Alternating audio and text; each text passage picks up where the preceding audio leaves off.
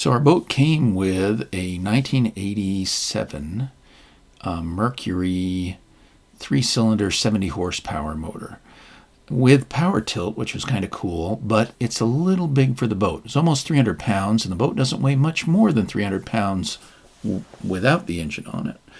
So we're going to be changing out the engine. We're going to go to more period correct.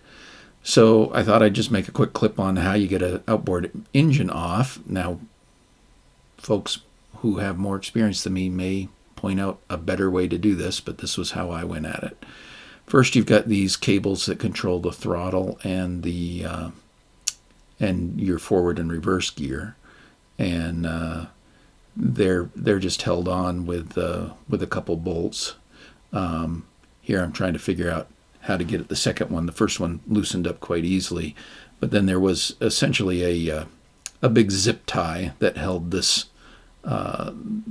the one side of these cable assemblies on. So once that zip tie was off, it was pretty easy to loosen the bottom cable, and then that whole assembly just lifts away, and that can stay with the boat for right now.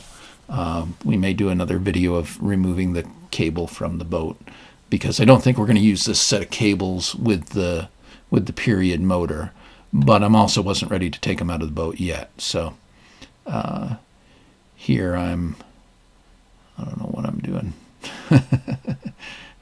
Just kind of checking out the assembly, and then we tuck it away. I just want to make sure I don't lose any pieces off it. Essentially, there's this little cap that goes over those two retainers, and I just put that cap back on the motor and re-tighten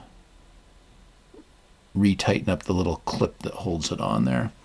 Then I put the hardware, the bolts, back on the motor so that you don't lose those, and that kind of takes care of the throttle and the forward and reverse shift. Now we've got these cables that go to the steering wheel in the front, and you can see me trying to figure out, there are springs down there. I was trying to see if there was enough give that I could just unclip them. There's two big clips that hold it,